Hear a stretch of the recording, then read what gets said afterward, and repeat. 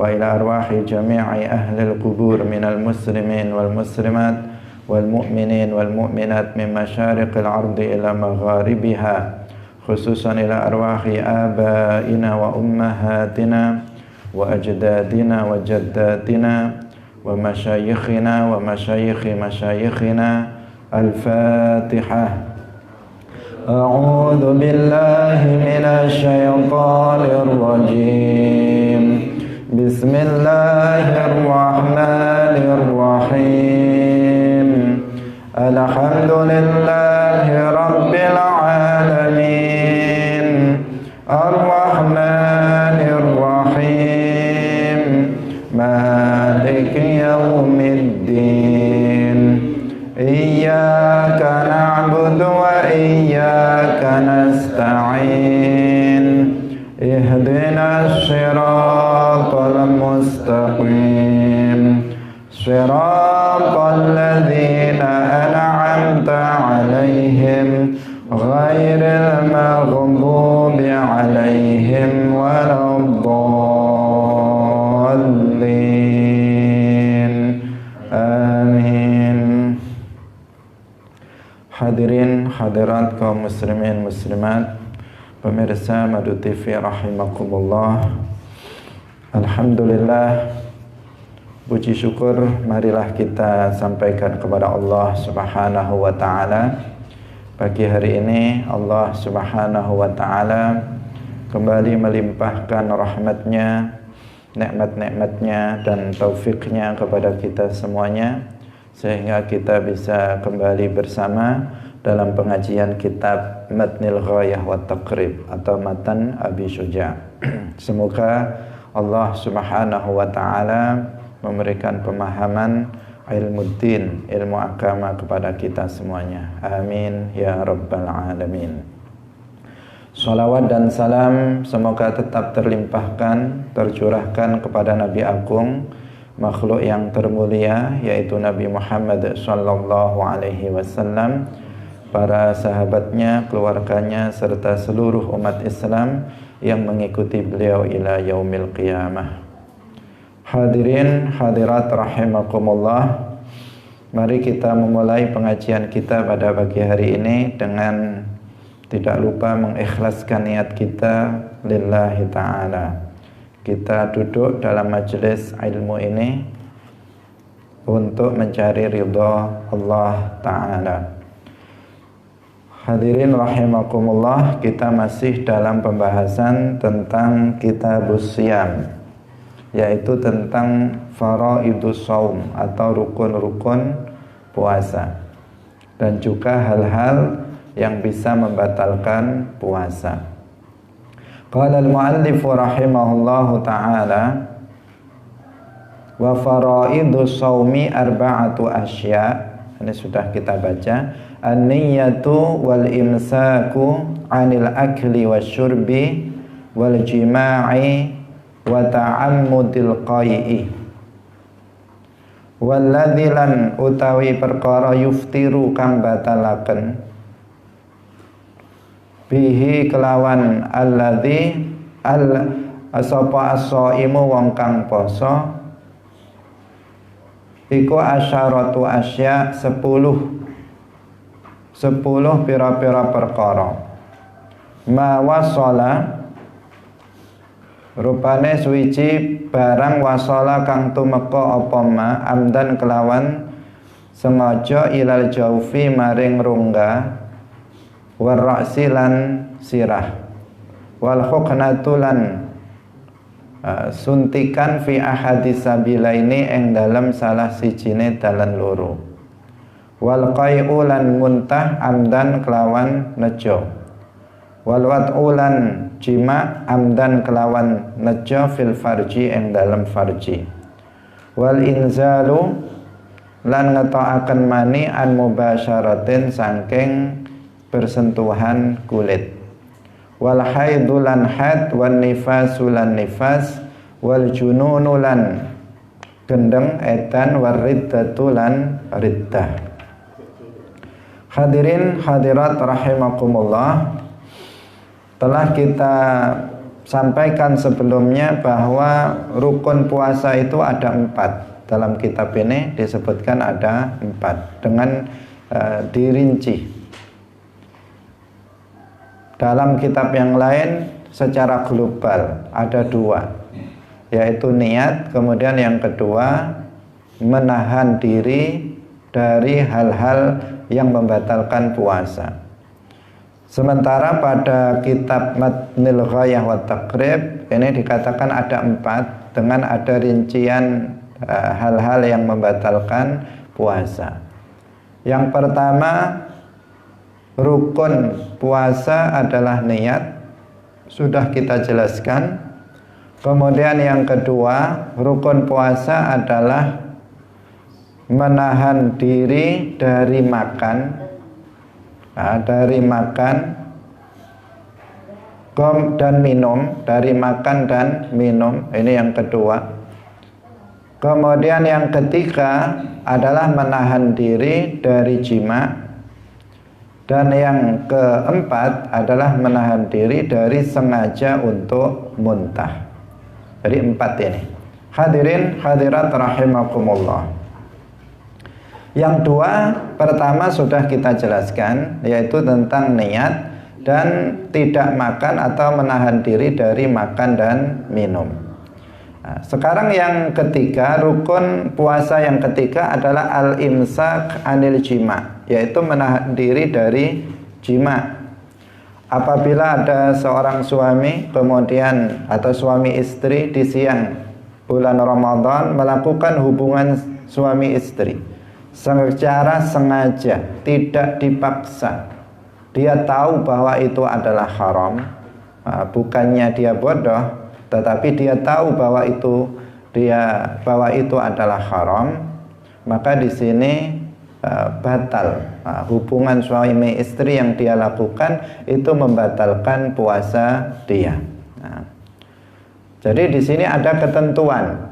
Melakukan hubungan suami istri di siang Ramadan itu ada ketentuan yang membatalkannya, yaitu yang pertama dilakukan dengan sengaja. Kemudian yang kedua dilakukan tanpa ada paksaan. Kemudian yang ketiga, dia mengetahui bahwa perbuatan tersebut itu diharamkan. Nah, maka berarti jika seseorang itu melakukan hubungan suami istri karena lupa kalau itu bulan Ramadan, sehingga kemudian dia melakukan hubungan suami istri, maka itu tidak membatalkan puasanya. Atau dia bodoh, tidak tahu tentang keharamannya. Ketidaktahuannya itu karena dia misalnya baru saja masuk Islam, sehingga dia tidak tahu bahwa melakukan hubungan suami istri itu bisa membatalkan puasa. Karena kebodohannya, karena dia baru masuk Islam sehingga dia nggak tahu tentang hukumnya, sehingga dia melakukan hubungan suami istri itu, maka di sini tidak batal juga puasa yang dia lakukan. Atau kalau ada seseorang dipaksa, suami istri dipaksa untuk melakukan hubungan suami istri, dibunuh jika tidak melakukannya, dibunuh misalnya, maka di sini juga tidak batal puasanya. Hadirin hadirat yang dirahmati oleh Allah Subhanahu wa taala. Jadi melakukan hubungan suami istri di siang Ramadan itu membatalkan puasa dengan ketentuan. Yang pertama yaitu dia sengaja melakukannya, tidak lupa. Yang kedua, dia melakukannya dengan pilihan dia tanpa ada pemaksaan. Kemudian yang ketiga, dia mengetahui tentang keharaman perbuatan tersebut. Ini ketentuan sehingga hubungan atau jima, melakukan hubungan suami istri itu bisa merusak atau membatalkan puasa. Jika 3 ini tidak terpenuhi, maka berarti itu tidak membatalkan puasa. Kemudian termasuk dalam hal ini, termasuk Yang membatalkan, yang dekat meskipun itu juga sesuatu yang berbeda, adalah melakukan istimna. Itu juga membatalkan puasa. Al-istimna itu artinya berusaha untuk mengeluarkan mani dengan tangannya atau semisalnya. Pokoknya dengan melakukan ada persentuhan kulit tanpa ada khail. Mubasyarah artinya di sini adalah persentuhan kulit, ada persentuhan kulit, tidak ada penghalang. Jadi berusaha mengeluarkan mani dengan tangan atau semisalnya dengan ada persentuhan kulit, sehingga itu yang disebut istimna. Itu juga membatalkan puasa. Jika ada seorang yang sedang berpuasa kemudian dia melakukan istimna, maka ini juga batal puasanya. Ya, jadi ini dimasukkan ke sini karena kalau nanti dirinci akan semakin banyak lagi rukun puasa. Hadirin hadirat rahimakumullah. Kemudian rukun yang keempat, yang terakhir yang disebutkan di sini adalah al-imsaku an ta'ammudil qai'. Jadi menahan diri dari sengaja untuk muntah. Nah, jadi misalnya seseorang ini dikatakan sengaja. Jadi muntah itu kan ada yang dilakukan dengan sengaja, ada yang tanpa sengaja. Nah, yang termasuk membatalkan puasa, yang orang yang berpuasa harus menjaga diri darinya, tidak boleh melakukannya, adalah berusaha untuk mengeluarkan muntahan. Misalnya seseorang dengan memasukkan jari-jarinya, dia memasukkan jari-jarinya ke mulutnya sampai ke tenggorokannya, sehingga kemudian memancing muntahan itu bisa keluar. Nah, maka yang seperti ini namanya ta'ammudul qai', sengaja untuk muntah. Tetapi kalau misalnya dia tidak sengaja untuk muntah karena dia naik kendaraan atau karena dia kepalanya sedang pusing sehingga dia muntah karena itu, bukan karena kesengajaan, maka di sini tidak batal puasanya. Tetapi dengan catatan muntahannya tidak kembali ditelan. Jadi kalau ada seseorang karena pusing kemudian dia muntah, pastikan di mulutnya ada muntahannya. Jika dia langsung membersihkan mulutnya sehingga tidak ada bekas muntahan itu yang ditelan kembali, maka tidak batal puasanya. Tetapi apabila kemudian muntahan yang tersisa di mulutnya tidak segera dibersihkan sehingga bercampur dengan air ludah dan ditelan kembali oleh dia, maka di sini batal puasanya. Batalnya itu bukan karena muntahnya, tetapi batalnya karena menelan muntahan. Nah, berbeda dengan yang pertama tadi, yang sengaja seseorang mengeluarkan muntah. Kalau dia sengaja mengeluarkan muntahan, maka di sini dia menelan kembali atau tidak menelan kembali, itu sudah batal puasanya. Jadi dengan sekedar keluar muntahan, maka sudah batal puasanya meskipun dia tidak menelannya kembali. Ini jika apa? Jika dilakukan dengan sengaja. Jika tanpa sengaja, maka jika tidak ditelan kembali, maka tidak batal puasanya. Dalam hadis disebutkan man dzara'ahul qai' wa huwa sha'im falaisa alaihi qada wa man istaqa'a falyaqdi. Nah, ini yang menunjukkan tentang apa yang tadi sudah kita jelaskan. Hadirin hadirat rahimakumullah. Nanti akan ada uraian berikutnya tentang hal-hal yang membatalkan puasa. Tetapi di awal ini muallif Al-Qadhi Abu Syuja menjelaskan bahwa rukun puasa atau fardu puasa ada 4. Yang pertama adalah niat. Yang kedua menahan diri dari makan dan minum. Kemudian yang ketiga, menahan diri dari jima. Dan yang keempat, menahan diri dari berusaha dengan sengaja mengeluarkan muntahan. Nah, 4 rukun puasa ini. Nah, nanti kalau ini akan diuraikan satu persatu dari hal-hal yang membatalkan puasa, maka akan semakin banyak. Jika diglobalkan, maka menjadi 2. Menahan diri, yang pertama niat, yang kedua menahan diri dari hal-hal yang membatalkan puasa, masuk di dalamnya makan, masuk di dalamnya minum, masuk di dalamnya jima, masuk di dalamnya sengaja muntah, dan hal-hal yang membatalkan puasa yang lainnya. Hadirin hadirat kaum muslimin muslimat rahimakumullah.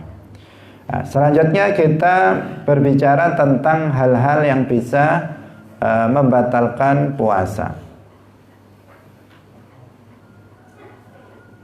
Walladzi, di sini kita tadi membacanya yuftiru, itu sebenarnya kurang pas ya, yuftiru, meskipun di kitab ini ada harokatnya seperti itu. Kalau melihat ada bihinya, maka lebih tepat jika dibaca walladzi yafturu bihi shaimu asyaratu asya. Jadi tapi maknanya sama. Orang puasa itu bisa batal, yang menyebabkan orang puasa itu batal puasanya itu ada 10 perkara. Ada 10 hal. Nah, ini dirinci lagi dari uraian yang sebelumnya juga sudah disinggung. Hadirin rahimakumullah. Yang pertama adalah mawassala amdan ilal jaufi war ra'si. Yaitu sampainya benda. Mawasolamanya itu berupa ain ya, berupa benda. Benda itu sesuatu yang memiliki ukuran, yang memiliki bentuk, baik itu atau meskipun ainnya itu bentuknya itu sangat kecil sekali ya, sangat kecil. Sesuatu benda, sampainya benda dengan sengaja, dengan sengaja. Di sini ada kata-kata amdan, dengan sengaja ilal jaufi, sampai kepada rongga dan kepala.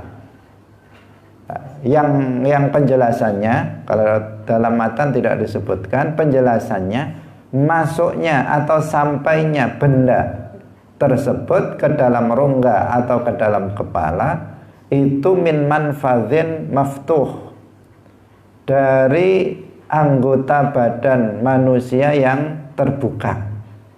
Nah, di sini ada beberapa catatan. Yang pertama, yang masuk ke dalam rongga badan atau rongga dada, rongga perut misalnya, atau ke dalam kepala, yang masuk ke dalam kepala itu yang pertama adalah berupa benda. Maka kalau dia bukan berupa ain, meskipun sangat kecil, itu tidak membatalkan puasa. Misalnya seseorang hanya mencium bau minyak wangi, bau, dia bukan benda, tetapi dia masuk ke dalam rongga kita, tidak batal. Seseorang misalnya mencium bau ikan asin misalnya, disedot sampai puas misalnya, maka itu apa? Itu tidak membatalkan puasa karena dia bukan ain. Nah, kemudian sampai ke dalam rongga dengan sengaja. Catatan kedua, dengan sengaja. Apabila tidak dengan sengaja, maka itu tidak membatalkan puasa. Seperti yang kemarin kita jelaskan, ada seseorang sedang berpuasa, kemudian dia lupa dan dia makan. Dia makan 1 piring. Berarti masuk rongga, ke dalam rongga 1 piring nasi. Ini namanya apa? Nasian karena lupa. Yang masuk namanya nasi, dia masuknya ke dalam rongga, itu nasian karena lupa. Bahasa Arab tapi yang kedua. Yang pertama bahasa Indonesia. Jadi karena lupa dia makan, maka dia tidak batal puasanya. Jadi dengan sengaja. Kemudian yang menjadi catatan yang ketiga, masuknya ke dalam rongga itu adalah min manfadhin maftuh, dari anggota badan yang terbuka. Dari anggota badan yang terbuka. Apa saja anggota badan yang terbuka? Pertama, mulut, ini terbuka. Kalau seseorang memasukkan sesuatu ke dalam mulut sehingga masuk ke dalam rongga badan, meskipun yang dimasukkan itu bukan nasi, meskipun yang dimasukkan itu bukan air, tetapi dia makan yang lain atau memasukkan benda yang lain, maka batal puasanya. Yang kedua adalah hidung. Jadi bukan, yang pertama ini bukan sekedar hanya di mulut saja. Kalau masih di mulut tidak sampai masuk ke dalam rongga, itu tidak batal. Kalau sudah sampai melewati tempat keluarnya huruf H, lewat, maka itu berarti sudah masuk ke dalam rongga, maka batal puasanya. Tetapi kalau di mulut, itu tidak membatalkan puasa. Kemudian yang kedua adalah hidung, itu manfat maftuh, jalan terbuka yang kedua adalah hidung. Batasannya adalah khayshum. Khayshum itu adalah pangkal hidung,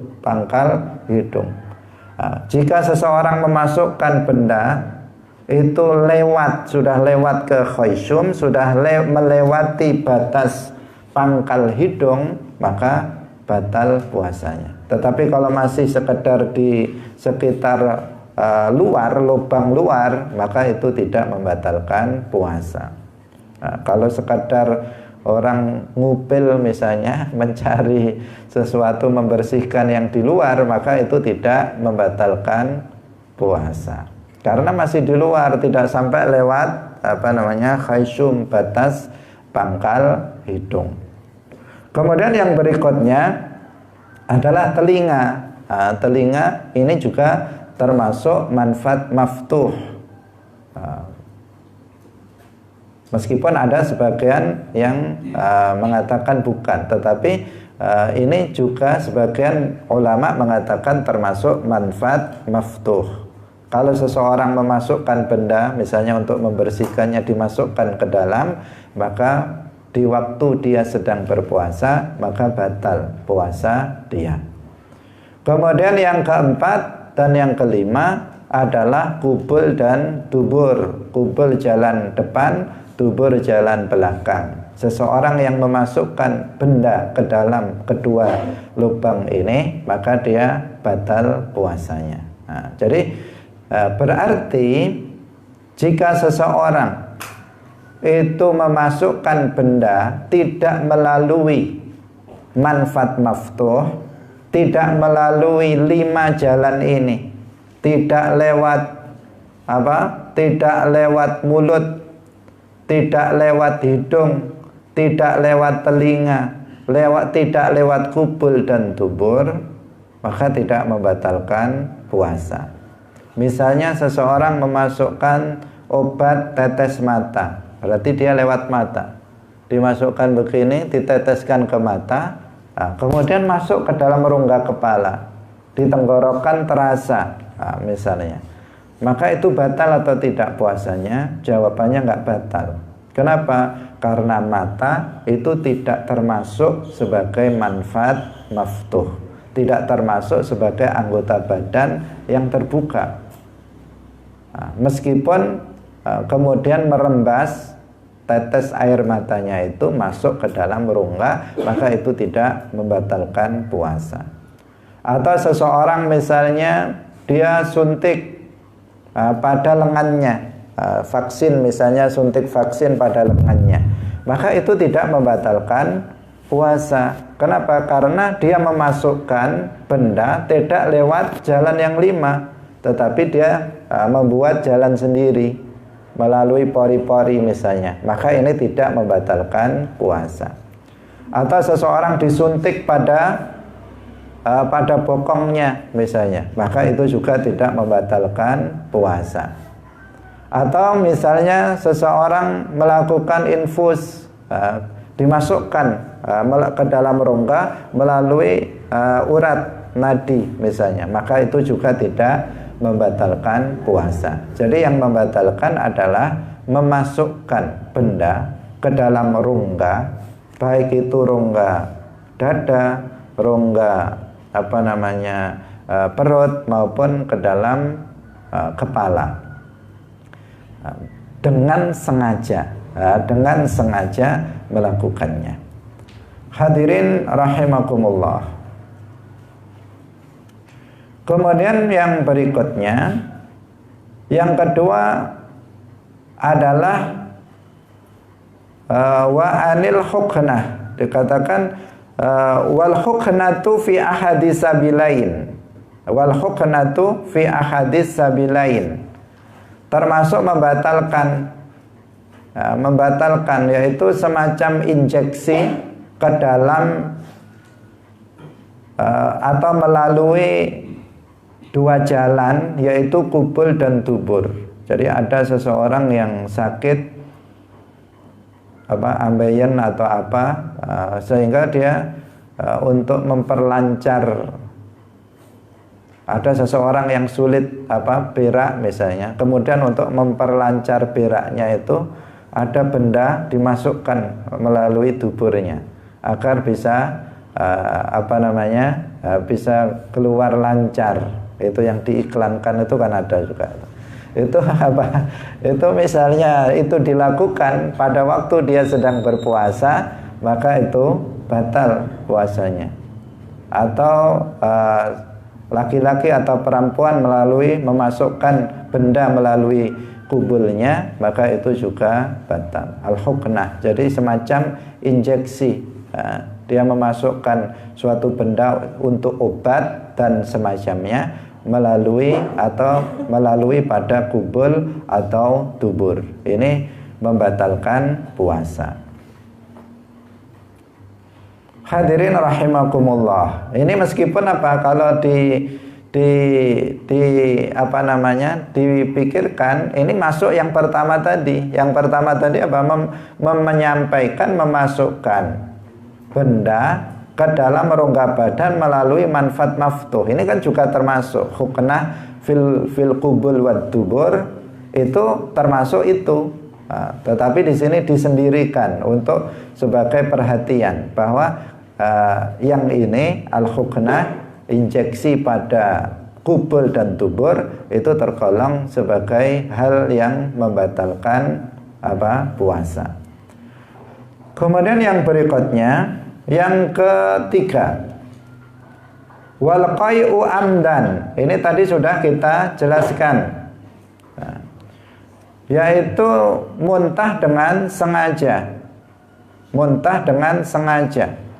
Apabila tadi kita sampaikan muntah dengan sengaja, dia menelan muntahannya atau tidak, maka itu batal puasanya. Nah, misalnya seseorang dengan memasukkan jari seperti ke dalam mulutnya sehingga dia menjadi muntah dengan sebab itu. Meskipun dia tidak menelan muntahannya, maka itu batal. Tapi jika itu dia tidak sengaja melakukannya dan dia tidak menelan kembali muntahannya, maka tidak membatalkan puasa.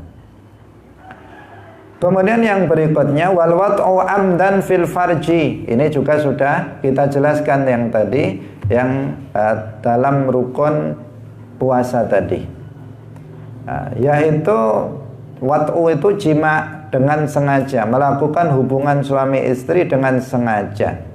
Tadi ketentuannya apa? Yang pertama dia tahu, yang pertama dia sengaja melakukannya, tidak lupa. Yang kedua dengan pilihan dia tanpa ada yang memaksa. Kemudian yang ketiga, dia mengetahui tentang keharaman melakukan hubungan suami istri di saat seseorang sedang berpuasa. Hadirin rahimakumullah. Jadi jima yang dimaksud di sini ya memang betul-betul melakukan hubungan suami istri dengan memasukkan hasyafah ke dalam farji. bukan sekedar seseorang misalnya bersentuhan kulit saja. Yang membatalkan itu apabila memang dilakukan penetrasi atau memasukkan hasyafah ke dalam farji. Ini yang membatalkan puasa. Kemudian yang berikutnya, ini sudah kita jelaskan. Kemudian wal inzalu an mubasyaratin. Inzal itu artinya mengeluarkan mani. Mengeluarkan mani dengan cara mubasyarah, bersentuhan kulit, atau istimna uliyat, al-istimna biliyat, yaitu mengeluarkan mani dengan tangan atau semacamnya. Maka ini membatalkan puasa. Misalnya dengan mencium istrinya sehingga sehingga keluar mani dengan bersentuhan. Pokoknya ada unsur mubasyarah, persentuhan kulit tanpa ada hail. Nah, ini yang membatalkan, bukan bersentuhan kulitnya yang batal, tetapi keluar mani dengan sebab ada persentuhan kulit, itu yang membatalkan puasa. Kalau ada persentuhan kulit, misalnya seorang suami mencium istrinya tapi nggak keluar mani, maka itu tidak batal. Yang batal adalah mengeluarkan mani dengan ada sebab persentuhan kulit. Nah, ini yang membatalkan. Nah, tetapi tanpa persentuhan kulit yang dimaksud apa? Tanpa ada hail, ada penghalang. Jika ada penghalang kain misalnya, tetapi tetap keluar mani, maka tidak batal puasanya. Jadi yang membatalkan adalah jika ada mubasyarah, persentuhan kulit dengan kulit. Nah, termasuk istimna dengan tangannya sendiri, itu juga membatalkan puasa. Maka jika seseorang keluar maninya itu bukan karena mubasyarah, misalnya di tengah hari dia tidur, kemudian dia bermimpi basah, sehingga bangun-bangun sudah keluar mani, maka itu tidak batal puasanya. Karena bukan disebabkan mubasyarah atau tidak disebabkan istimna. Atau lagi seseorang misalnya dia sedang melamunkan sesuatu yang porno misalnya, sehingga dia dari khayalan dan lamunan itu menyebabkan dia mengeluarkan mani, maka di sini juga tidak batal puasanya. Yang penting nggak ada yang disentuh, tangannya nggak menyentuh kemaluannya misalnya, sehingga menjadikan keluar mani. Tidak disebabkan keluarnya itu, tidak disebabkan ada persentuhan kulit, maka itu tidak batal. Tetapi jika dia berkhayal tetapi juga sambil istimna misalnya, maka itu membatalkan puasa, karena ada mubasyarah, ada persentuhan kulit. Hadirin hadirat rahimakumullah. Kemudian yang berikutnya adalah haid. Haid dan nifas. Haid dan nifas ini membatalkan puasa. Ketika seseorang misalnya seorang perempuan sedang puasa, malamnya belum datang haid, maka dia pun niat untuk berpuasa besok hari. Kemudian jam 9 pagi tiba-tiba keluar darah haid, maka di sini batal puasa dia karena datangnya haid tersebut. Nah, jadi karena orang perempuan yang haid itu diharamkan bagi dirinya untuk berpuasa. Begitu seorang perempuan itu melihat darah haid atau melihat darah, meskipun itu bukan atau belum bisa dipastikan itu adalah haid, maka dia harus sudah meninggalkan sesuatu yang diharamkan bagi seorang perempuan yang haid. Karena ketentuan bahwa darah yang keluar itu adalah darah haid, itu kan setelah mencapai waktu 24 jam, baik secara terus-menerus maupun terputus-putus. Setelah mencapai waktu 24 jam baru dipastikan bahwa darah yang keluar itu adalah darah haid. Sebelum mencapai waktu 24 jam maka belum bisa disebut itu darah haid. Bisa jadi itu darah yang lain, bukan darah haid. Tetapi meskipun begitu seseorang itu mengeluarkan darah, seorang perempuan mengeluarkan darah dari farjinya, maka seketika itu dia harus meninggalkan sesuatu yang diharamkan bagi perempuan yang haid, termasuk dalam hal ini adalah berpuasa. Kalau nanti ternyata dia sudah mengeluarkan darah, kemudian dia makan, minum misalnya, dia tidak berdosa karena itu. Ternyata darahnya nggak lama berhenti, beberapa jam sudah berhenti dan seterusnya berhenti tidak. Ternyata dia nggak haid, maka di sini apa? Dia wajib untuk mengqadha puasa hari itu dan dia tidak berdosa karena zahirnya ketika itu dia telah mengeluarkan darah yang kemungkinan darah yang keluar itu adalah darah haid. Hadirin hadirat yang dirahmati oleh Allah Subhanahu wa ta'ala. Kemudian yang berikutnya adalah nifas.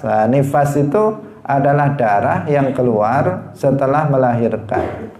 Bukan darah yang keluar ketika melahirkan, tetapi setelah melahirkan. Sesaat setelah melahirkan kemudian seorang perempuan mengeluarkan darah tersebut disebut darah nifas. Kalau haid tadi minimal itu 24 jam, pada umumnya 6 atau 7 hari, 1 minggu, kemudian maksimal itu 15 hari.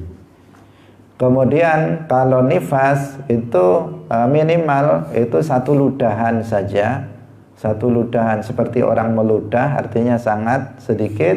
Kemudian pada umumnya itu 40 hari keluarnya dan maksimalnya itu 60 hari. Itu untuk nifas. Orang yang sedang haid dan nifas itu dilarang untuk berpuasa. Dan jika seorang perempuan sedang berpuasa kemudian mengeluarkan darah haid atau nifas, maka batallah puasa dia. Dan dia wajib untuk mengqadha puasa tersebut di lain hari. Setelah hari raya dia diwajibkan untuk mengqadhanya, tetapi tidak harus secara langsung. Yang jelas dia wajib untuk mengqadhanya. Berbeda dengan puasa, dengan sholatnya. Kalau sholat tidak wajib diqadha. Misalnya seorang perempuan dia haidnya selama 8 hari, maka 8 hari itu dia tidak sholat, tetapi dia meskipun begitu dia tidak wajib untuk mengqadha sholatnya, kecuali apabila dia memperhatikan turuq al-mani' dan zawalul mani' yang mengharuskan dia untuk mengqadha. Ini babnya bab yang lain. Misalnya sepintas saja, misalnya dia seorang perempuan sebelum zuhur atau sudah masuk waktu zuhur, dia nggak segera untuk sholat. Setelah berjalan waktu 15 menit, kemudian dia mengeluarkan darah haid, maka di sini dia wajib mengqadha sholat zuhur, karena waktu 1/4 jam itu cukup untuk sholat. Tetapi dia tidak melakukannya sehingga keburu darah haidnya keluar duluan. Sehingga di sini setelah suci dia wajib mengqadha sholat zuhurnya saja. Kalau nanti asarnya, maghribnya, karena memang dia dalam kondisi haid, maka dia tidak wajib untuk mengqadhanya. Demikian juga kalau misalnya darah haidnya berhenti, misalnya semenit sebelum maghrib, 1 menit sebelum maghrib itu sudah berhenti darah haidnya, maka di sini berarti masih ada waktu asar. Kalau karena habisnya waktu asar itu dengan masuknya waktu maghrib, tenggelamnya seluruh lingkaran matahari, maka waktu asar masih ada, cukup untuk bisa takbiratul ihram. Maka di sini wajib bagi perempuan itu mengqadha salat asarnya, mandi kemudian dia mengqadha salat asar, dan salat yang bisa dijamak dengan asar yaitu salat zuhur dan asar wajib untuk dia qadha. Nah, yang selain itu maka tidak wajib diqadha. Berbeda dengan puasa. Kalau seorang perempuan itu tidak berpuasa karena haid atau karena nifas, maka dia harus mengqadha puasanya. Karena puasa kan yang wajib setahun cuma sekali. Sehingga kalau ada qadha, maka itu sesuatu yang tidak berat bagi perempuan. Berbeda halnya dengan misalnya sholat. Kalau semua sholat yang ditinggalkannya ketika haid itu wajib diqadha, maka itu akan memberatkan bagi kaum perempuan, akan double-double. Ya, kalau cuma 2 hari 3 hari dia haidnya, kalau sampai 10 hari, maka selama 10 hari sholatnya bisa double dengan sudah ada tambah qadha. Nah, itu akan memberatkan bagi mereka. Tetapi begitulah ketentuan dalam syariat Islam. Hadirin hadirat rahimakumullah. Kemudian wal jununu. Nah, di antara hal yang membatalkan puasa adalah gila. Gila, hilang akalnya. Gila ini meskipun hanya sebentar, itu membatalkan puasa. Gila 5 menit. Nah, ini bagi orang yang bagi orang yang punya penyakit gila, kumat-kumatan. Nah, kumat-kumatan, kadang gila, kadang sembuh, kadang gila, kadang sembuh. Pas yang Ramadan dia sudah niat puasa, tiba-tiba kumat gilanya. Maka di sini berarti batal puasanya dia tersebut meskipun hanya sebentar. Berbeda dengan pingsan. Kalau pingsan hanya sebentar itu tidak membatalkan puasa. Yang pingsan yang membatalkan puasa apabila pingsannya itu sepanjang hari. Jadi mulai subuh sampai maghrib dia pingsan, maka di sini puasanya batal. Tetapi kalau gila, meskipun hanya lahzah, meskipun hanya sebentar dia gila, maka di sini membatalkan puasa. Kemudian yang terakhir adalah riddah. Riddah ini membatalkan puasa. Langsung bisa membatalkan puasa. Kita sudah jelaskan beberapa kali dan perlu kita tekankan kembali. Riddah itu artinya apa? Qat'ul Islam bi'atiqadin kufriyyin au fi'lin kufriyyin au qawlin kufriyyin. Memutus Islam, membatalkan Islam dengan keyakinan yang kufur, atau dengan perbuatan yang kufur, atau dengan ucapan yang kufur. Ini namanya riddah.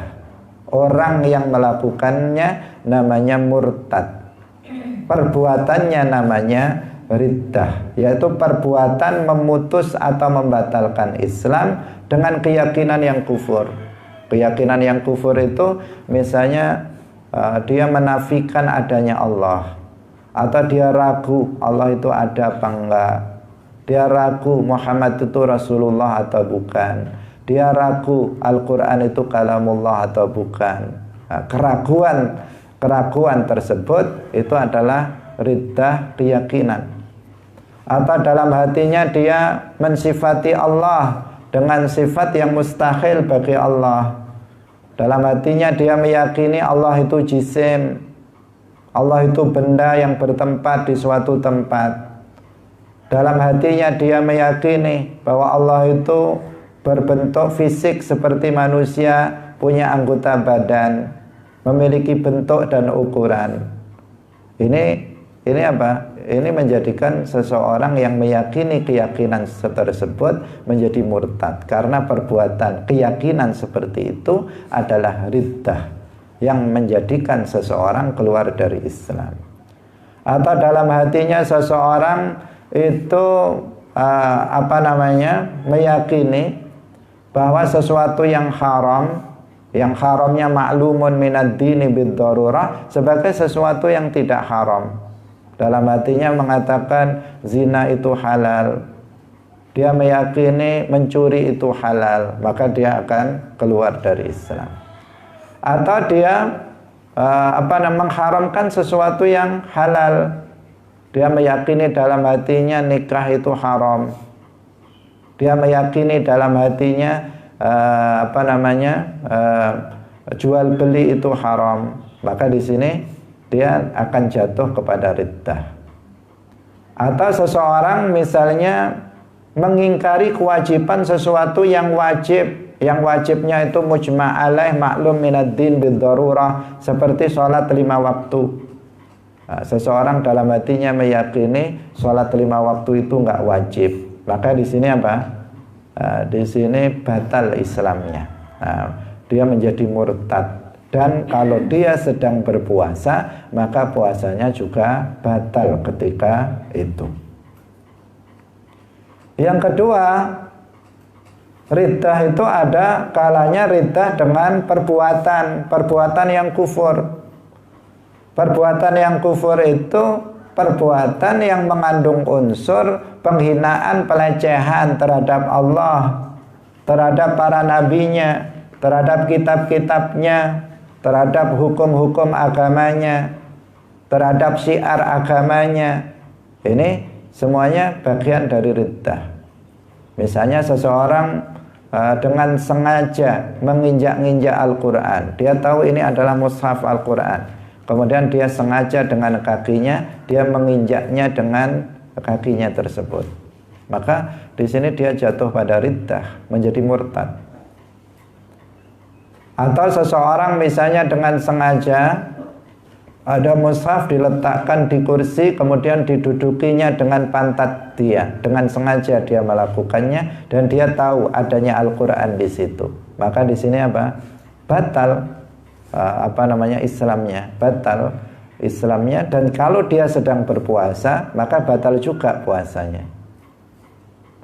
Atau misalnya seseorang melihat ada kertas, di situ ada nama Allah, ada lafzul jalalah Allah, meskipun ditulis tidak dengan huruf Arab, ada nama-nama nabi, kemudian dia dengan sengaja, tahu dengan sengaja, kemudian membuangnya ke tempat-tempat yang kotor dan najis, maka itu juga bisa menjadikan seseorang jatuh pada riddah, menjadi murtad.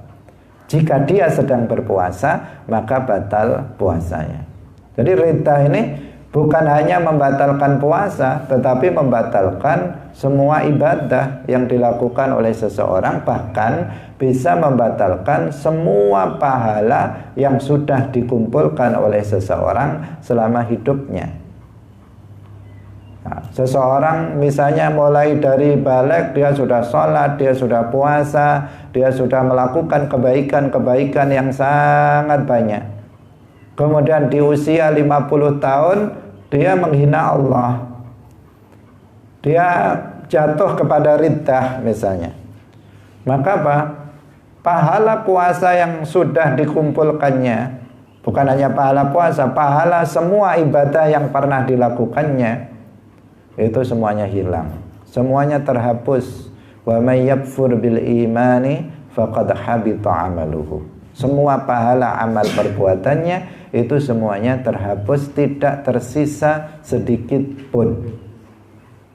Nah, termasuk di sini dikatakan oleh mu'alif adalah riddah itu membatalkan puasa. Di tengah hari di bulan Ramadan, seseorang misalnya dia mencaci maki Allah, maka batal puasanya, batal Islamnya, batal puasanya. Kalau dia misalnya masuk kembali kepada Islam dalam waktu 5 menit, kemudian dia mengucapkan 2 kalimat syahadat, maka dia Di sini tetap dia harus mengqadha puasa pada hari itu. Hadirin hadirat yang dirahmati oleh Allah Subhanahu wa taala. Kemudian yang ketiga tadi riddah qauliyah, riddah yang berupa ucapan, yaitu setiap ucapan yang mengandung unsur sama tadi penghinaan terhadap Allah, penghinaan terhadap para nabinya, penghinaan terhadap para rasul, terhadap kitab-kitab Allah, terhadap Islam, terhadap hukum Islam, terhadap syiar Islam. Ini juga tergolong sebagai riddah. Riddahnya jika diucapkan namanya riddah ucapan. Jika diyakini riddah keyakinan. Jika dilakukan berupa riddah perbuatan. Kalau dengan lisannya seseorang mengatakan Allah itu zalim, Allah itu adil, tidak adil. Dengan lisannya seseorang mengatakan bahwa Nabi Adam itu kayak kera misalnya, mencela Nabi. Dengan lisannya seseorang mengatakan Nabi Muhammad itu bodoh misalnya, maka dia jatuh kepada riddah ucapan. Riddah ucapan. Nah, maka batal puasanya seandainya pada saat itu dia sedang berpuasa. Hadirin rahimakumullah. Orang yang jatuh kepada riddah, maka dia wajib untuk kembali kepada Islam fauran, secara langsung. Tidak boleh dia menunda-nundanya, yaitu dengan cara mengucapkan 2 kalimat syahadat. Asyhadu an la ilaha illallah wa asyhadu anna Muhammadar Rasulullah. Tidak ada jalan untuk masuk Islam kecuali dengan mengucapkan 2 kalimat syahadat. Ini penting, termasuk orang yang jatuh kepada riddah. Cara kembalinya kepada Islam itu dengan mengucapkan 2 kalimat syahadat. Karena ada sebagian orang yang memahaminya. Dia paham kalau masuk Islam itu caranya dengan mengucapkan 2 kalimat syahadat. Tetapi yang dipahami itu adalah bagi orang yang kafir asli, yang dulu non muslim beragama selain Islam mau masuk Islam maka disyahadatkan. Itu hampir semuanya paham itu. Tetapi mereka menganggap kalau seseorang itu jatuh kepada riddah, dia muslim kemudian jatuh pada riddah, dia menganggap cukup dengan istighfar, astagfirullah, astagfirullah, menyesal dalam hatinya. Dianggapnya itu sudah memasukkannya ke dalam Islam. Jawabannya enggak begitu, tidak begitu. Untuk masuk ke dalam agama Islam, apakah kekufuran itu adalah kufur asli, dia kafir asli atau kafir murtad, dia wajib tetap untuk masuk ke dalam Islam mengucapkan 2 kalimat syahadat. Tidak bisa dengan cara selain mengucapkan 2 kalimat syahadat. Hadirin hadirat rahimakumullah. Demikian pengajian kita pada pagi hari ini, yaitu tentang hal-hal yang bisa membatalkan puasa. Berikutnya kita masih berbicara tentang masalah puasa dalam pertemuan berikutnya. Semoga bermanfaat. Barakallahu fikum. Wallahul muwaffiq ila aqwamit thoriq. Wassalamualaikum warahmatullahi wabarakatuh. La ilaha illallah. Allahumma salli ala sayyidina Muhammad wa ala alihi wa sahbihi wa sallim. Rabbi ghfirli wa liwalidayya wa lil mu'minina wal mu'minat.